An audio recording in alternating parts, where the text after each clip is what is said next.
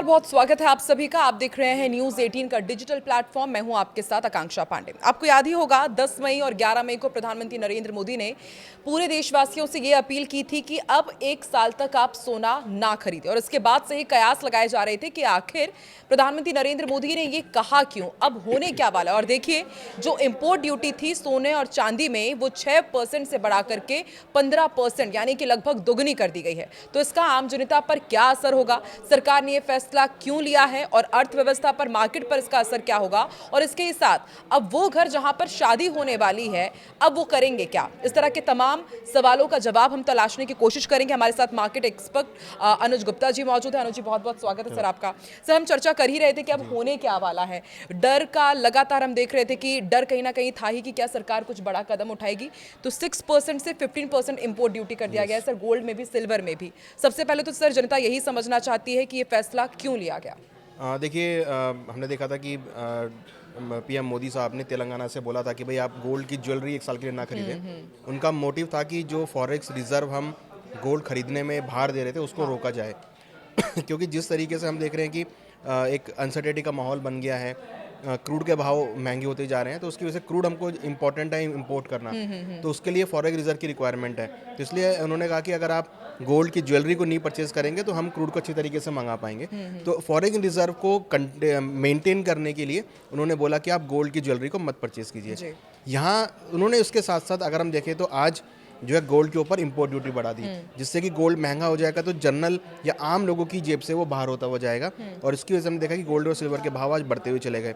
तो ये दोनों स्टेप जो हैं गोल्ड की खरीदारी को कम करने के लिए, चाहे उन्होंने अपील करी हो या इंपोर्ट ड्यूटी बढ़ाई हो, दोनों से ही ये है कि गोल्ड की जो डिमांड है वो कम होगी, क्योंकि गोल्ड के भाव जो है बढ़ गए हैं, सिल्वर के भाव जो बढ़ गए हैं, और जो फॉरेक्स रिजर्व है हमारा वो यहाँ पर मेंटेन होगा। सर, क्या बीइंग अ मार्केट एक्सपर्ट, जब प्रधानमंत्री नरेंद्र मोदी ने अपील की थी कि 1 साल तक आप मत खरीजिए, तो क्या आप लोगों को ये अंदेशा था कि कुछ इस तरह का कदम उठाया जा सकता है सरकार की तरफ से? देखिए, बिल्कुल अंदेशा था कि हो सकता है कि क्योंकि जिस तरीके का अनसर्टेनिटी का माहौल बना हुआ है, तो हमें ये ऐसा ही अंदेशा था कि सरकार अभी और कोई स्टेप उठा सकती है।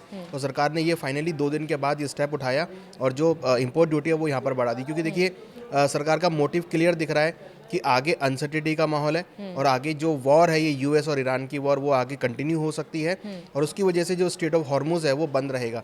तो भारत के अंदर जो सप्लाई है क्रूड की, पेट्रोल डीजल की, वो यहाँ पर लिमिटेड हो सकती है। हालांकि हम देखें तो अभी भारत के पास 60 दिन का सप्लाई है, बट अगर आगे कंटिन्यू वॉर रही तो वो सप्लाई जो शॉर्टेज है वो होती चली जाएगी। ठीक है सर, और आपने रेट की बात की तो 9,000 से ज़्यादा सोना के रेट में इजाफा देखा गया है और 22,000 से ज़्यादा महंगी चांदी भी हो गई है। ऑल टाइम हाई पर भी पहुंच सकती है चांदी, ये कहा जा रहा है। उस पर भी हम ज़रूर चर्चा करेंगे। सर, अब जो गोल्ड पर जो और सिल्वर पर जो इम्पोर्ट ड्यूटी लगाई गई है, इसका असर जनता पर क्या पड़ेगा और क्या इसका असर इंडियन इकोनॉमी पर भी पड़ेगा, अर्थव्यवस्था पर भी? देखिए, इकोनॉमी पे असर पड़ रहा है, इसलिए ही इंपोर्ट ड्यूटी लगाई गई है, और इसका असर आम जनता पे भी पड़ेगा। क्योंकि पहले जो गोल्ड था वो 6% इंपोर्ट ड्यूटी पे हम ले रहे थे, अब वही इंपोर्ट ड्यूटी बढ़कर 15% हो गई है, जिसका असर हमने आज देखा कि चांदी के भाव दोबारा से 3 लाख के आसपास हो गए हैं और गोल्ड के भाव 1,65,000 के आसपास पहुंच गए हैं। तो गोल्ड सिल्वर के भावों में एक ही दिन में करीबन 10% की हमने बढ़ोतरी आती हुई देखी है इस इंपोर्ट ड्यूटी की वजह से। हाँ सर, और जनता पर क्या असर इसका पड़ेगा, मतलब किस तरीके से अब वो टैकल करेंगे? क्योंकि सबसे बड़ा सवाल यही सर कि अब शादियों का सीज़न शुरू होने वाला है, तो अब उनके पास क्या रह जाएगा सर? देखिए, शादियों का सीज़न शुरू होने वाला और ऐसे में गोल्ड सिल्वर महंगे हो गए हैं, तो जनता की जेब से अब वो ज़्यादा पैसा निकलेगा गोल्ड सिल्वर खरीदने के लिए। तो हो सकता है कि जो जनता है वो अब हो सकता है कि कम गोल्ड को परचेज़ करे, सिल्वर को कम परचेज़ करे, जिससे कि जो उनको रिक्वायरमेंट हो केवल उतनी ही परचेज़ करें, और जो फॉरेन रिजर्व है वो यहाँ पर मेंटेन होता हुआ दिखाई दे। तो कंटिन्यू अगर आप देखेंगे तो आम जनता की जेब पर अभी भारी पड़ता हुआ दिखाई देगा। और हमने देखा भी था कि जब गोल्ड सिल्वर के भाव जनवरी में बढ़े थे तो जनता जो थी वो मार्केट में नहीं जा रही थी, खरीदारी नहीं कर रही थी। अब ये कहीं ना कहीं यहाँ पर ये हो सकता है कि जनता जो है नया गोल्ड खरीदने की बजाय जो उनके पास पुराना गोल्ड पड़ा हुआ है, पुरानी चांदी पड़ी हुई है, उसको वो मार्केट में बेचते हुए नजर, ये भी हो सकता है। अच्छा, मतलब अब रिवर्स साइकोलॉजी की तरफ भी जनता जा सकती है? यस, बिल्कुल हो सकता है।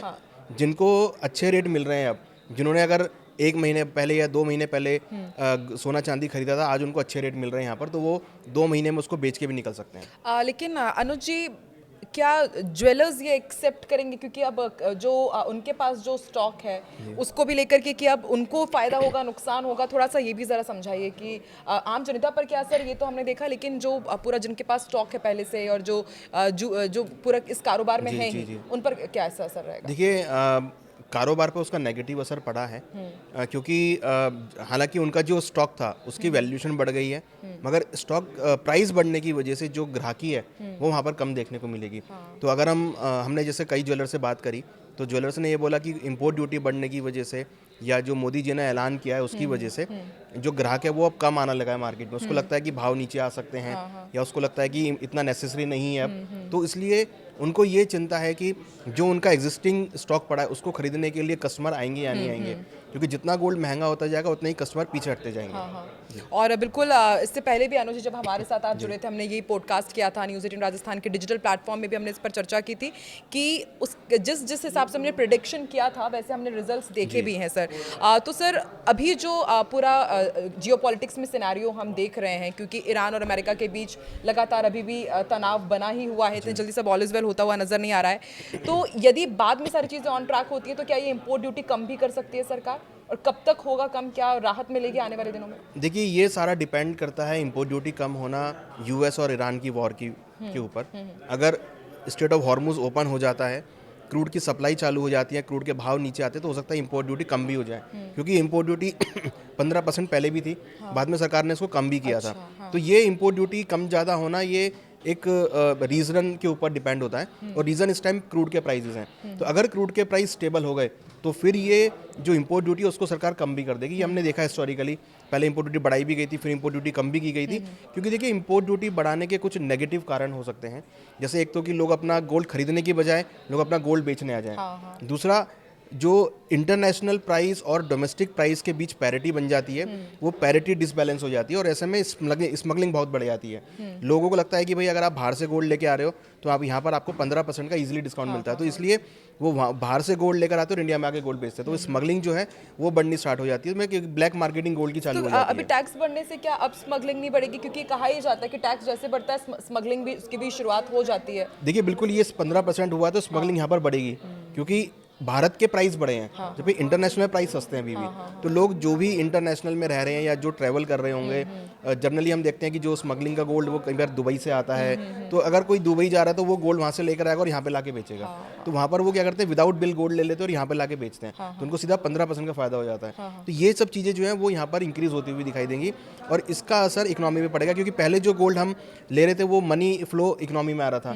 जब वो ब्लैक मार्केटिंग के थ्रू अगर गोल्ड आएगा तो इकोनॉमी में पैसा नहीं आएगा, वो तो अल्टीमेटली इसका इंपैक्ट जो इकोनॉमी पे पड़ता हुआ दिखाई बिल्कुल, तो एक चैलेंज ये तो है ही सरकार के सामने। सर हमने कल ही जब चर्चा की थी कि क्यों गोल्ड ना खरीदने की बात कह रहे हैं प्रधानमंत्री नरेंद्र मोदी, तब भी आपने बताया था कि फ्लो उतना होता नहीं, क्योंकि लोग उसे एज अ एसेट मतलब बाय करके घर में रख लेते हैं, ज्वेलरी तो वो सामने आ नहीं पाती है।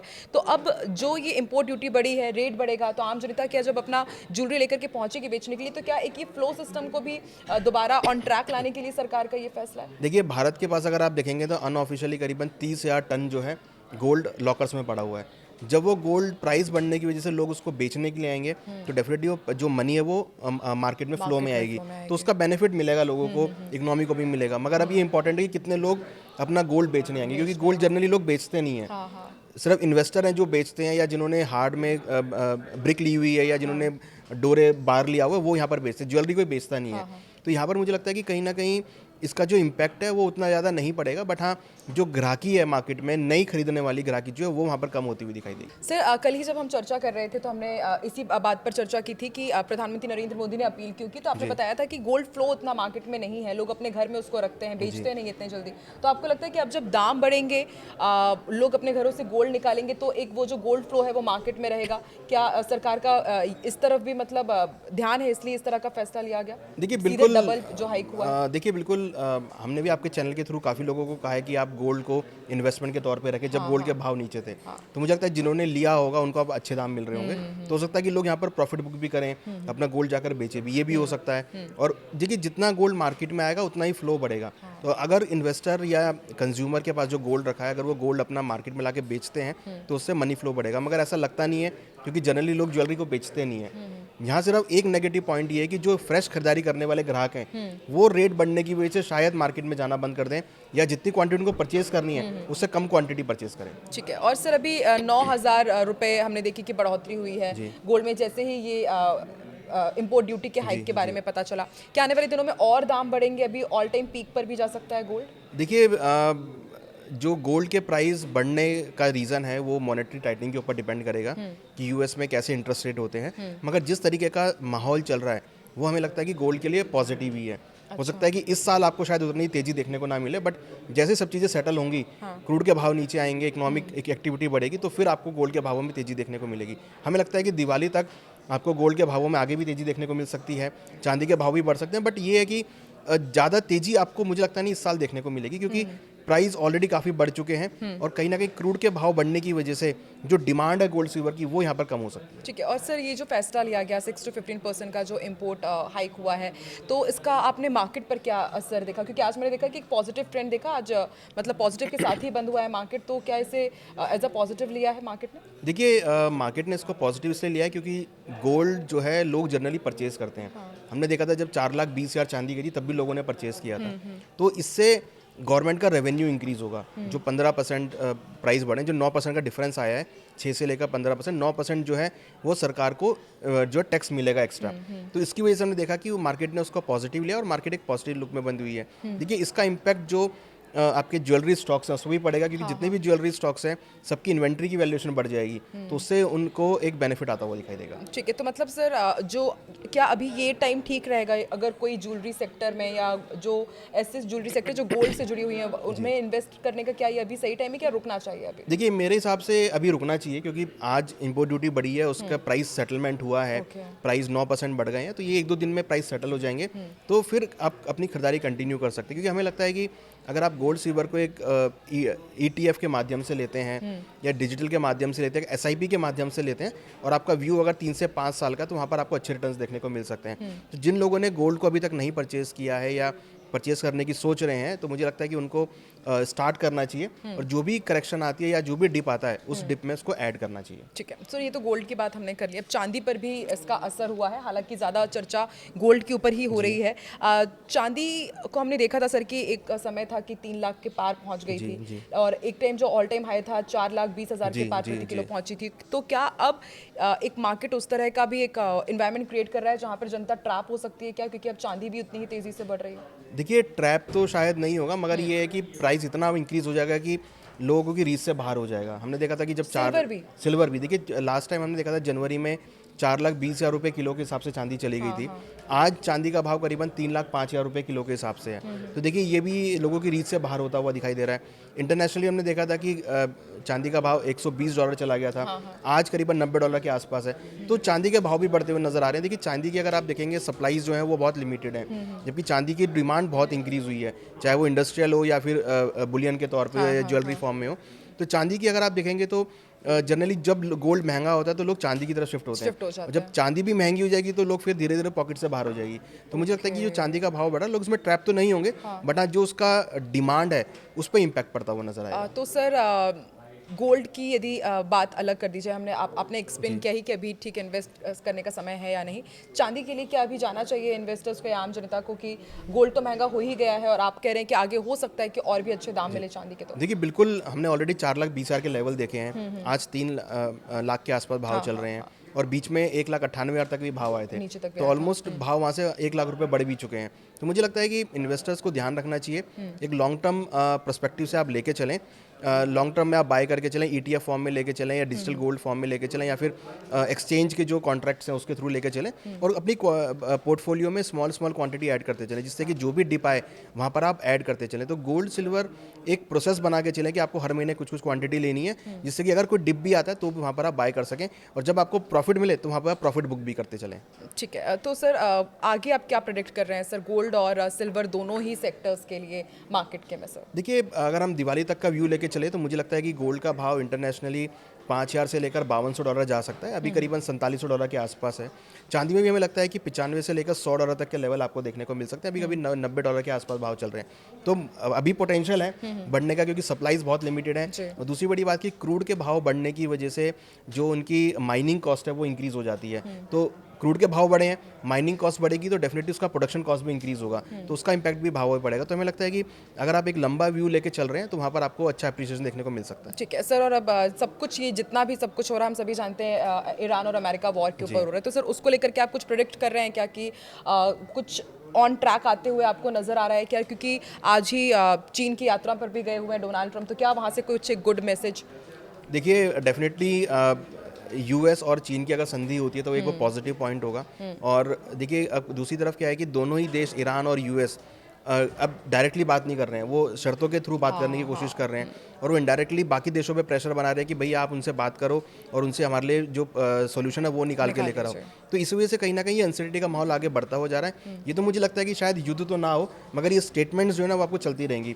उसकी वजह से जो अनसर्टेनिटी का माहौल है वो आपको यूएस और ईरान में देखने को मिलेगा, और उसकी वजह से पूरी ग्लोबल मार्केट जो है वो डिस्टर्ब होती हुई दिखाई देगी। ठीक है अनुज जी, ये तो हम समझ गए कि फॉरेक्स रिजर्व बढ़ाने के लिए सरकार ने इतना बड़ा ये कदम उठाया, तो आपको लगता है कि आने वाले दिनों में वाकई ये जो इतना बड़ा डिसीजन लिया गया 6 to सीधे 15% का, इसका पॉजिटिव इम्पैक्ट दिखेगा?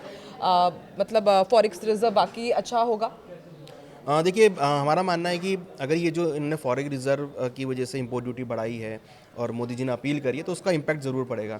हम देख रहे हैं, अभी हमने पिछले 2-3 दिनों में सर्वे किया, मार्केट में जाकर ज्वेलर से बात करी, तो ज्वेलर्स यही कह रहे हैं कि जहाँ पहले शॉप पे 10 से 12 कस्टमर आते थे, वो केवल 3 से 4 कस्टमर आ रहे हैं, और कस्टमर भी वो आ रहे हैं जिनको बहुत रिक्वायरमेंट है।